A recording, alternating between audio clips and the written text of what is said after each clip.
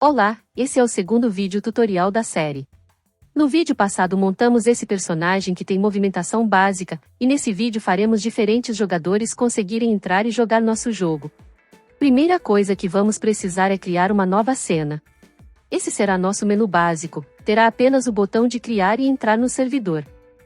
Deixarei os botões centralizados, colocarei um texto, e darei um nome a eles.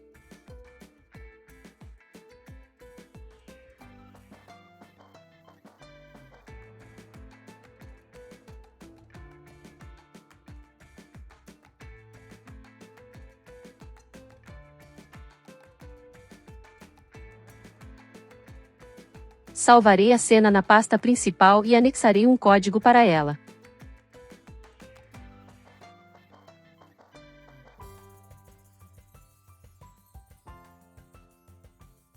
Vou apagar o código que a Godot gerou e fazer a conexão com os botões pressionados.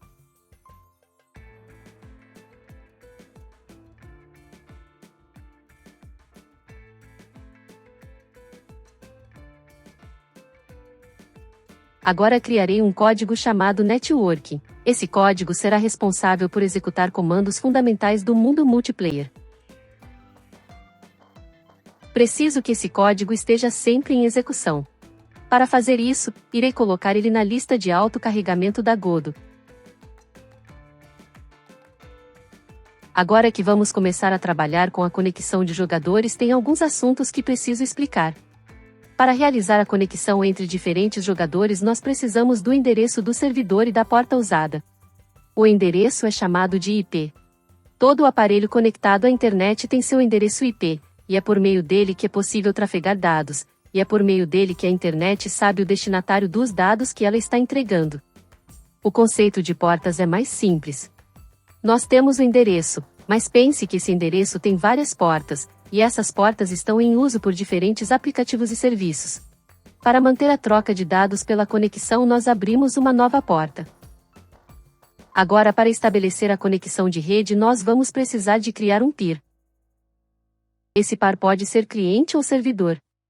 Explicando linha por código, nessa parte estou criando a classe par, nessa parte estou criando um par do tipo servidor, e nessa parte estou pedindo para a Godot começar a usar esse par. O código de criar um cliente é semelhante, mas para o cliente nós precisamos fornecer o IP. Bem, agora você deve estar se perguntando o que é par, o que é servidor, e o que é cliente. Essa imagem representa bem esse conceito. O servidor é aquele aparelho ali no centro, os outros aparelhos são os clientes. Tudo o que você faz na internet, todos os sites que você acessa possuem um servidor. O servidor é onde os dados são armazenados e processados. Toda vez que você joga um jogo online, existe uma máquina ligada processando a sua interação e a de todos os outros jogadores. Essa máquina processa e repassa milhares de informações em poucos segundos. Então o servidor é a parte mais importante do mundo multiplayer, nenhum jogo online existe sem ele. Voltando para o código, percebam que existe pouca diferença nos comandos de criar servidor e cliente. Quando criamos o servidor, fornecemos a porta e o número de jogadores permitidos, e quando criamos o cliente, fornecemos o endereço do servidor e a porta. Esse endereço que definia o endereço de debug, é também chamado localhost, ou rede local. Agora no código do menu principal, ao apertar algum dos botões para criar ou se conectar, vou pedir para chamar os comandos do networking. Nós vamos iniciar o jogo com essa nova tela, então ao criar ou entrar no servidor nós precisamos trocar para a cena do jogo.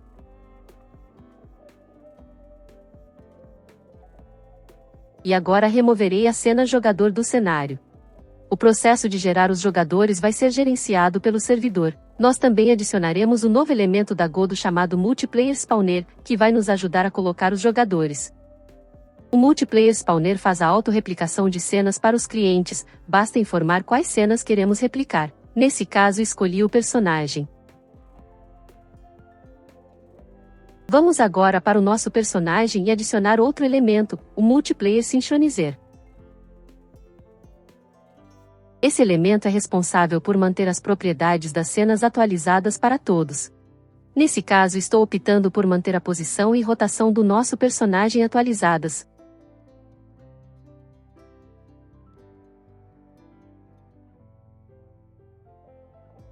Agora estou adicionando um código no nosso cenário para adicionar os jogadores.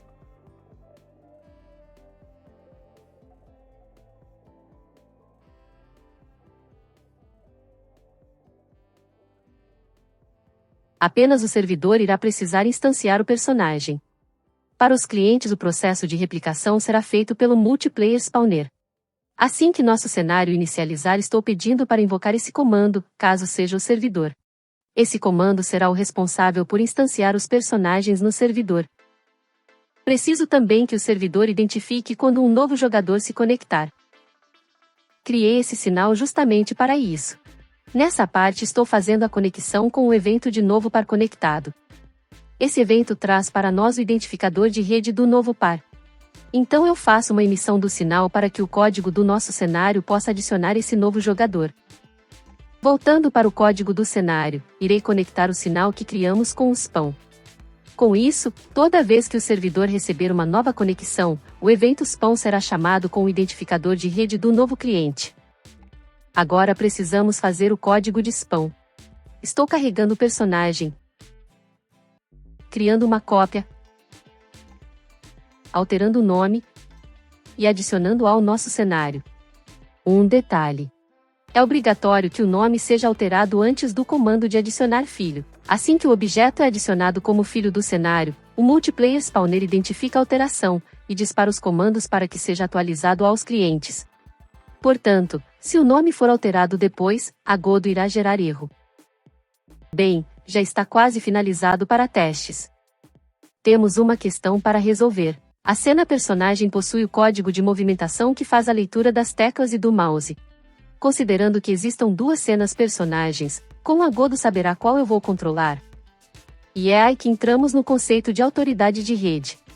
Por padrão, todos os objetos são de autoridade de rede do servidor.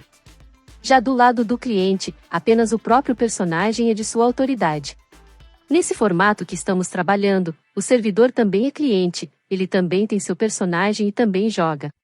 Quando eu alterei o nome dos personagens criados pelo servidor, foi justamente para anexar o identificador de rede de cada um. Esse comando serve para passar a autoridade de rede para o identificador de rede que quisermos. Com isso, todo o objeto personagem está associado ao seu par, à sua conexão. Para movimentar somente o personagem que pertence ao jogador, nós podemos perguntar para Godot se somos a autoridade de rede desse objeto. Podemos fazer o mesmo para a movimentação da câmera. E finalmente faremos o primeiro teste. Vou configurar para Godot rodar duas seções do projeto.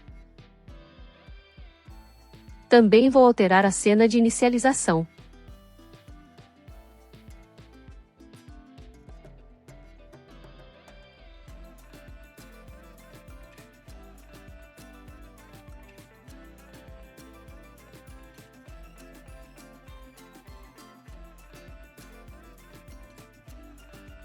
É um pouco chatinho de trocar de tela. Eu estou usando Alt Tab para alternar entre elas. E olha que grande surpresa, temos um bug. Acontece que a Godot deixou as câmeras dos personagens ativas por padrão, então ela não sabe qual deve mostrar. Para corrigir é simples. Após ter definido a autoridade de rede do personagem, eu irei definir a câmera como ativa apenas se ele for autoridade de rede.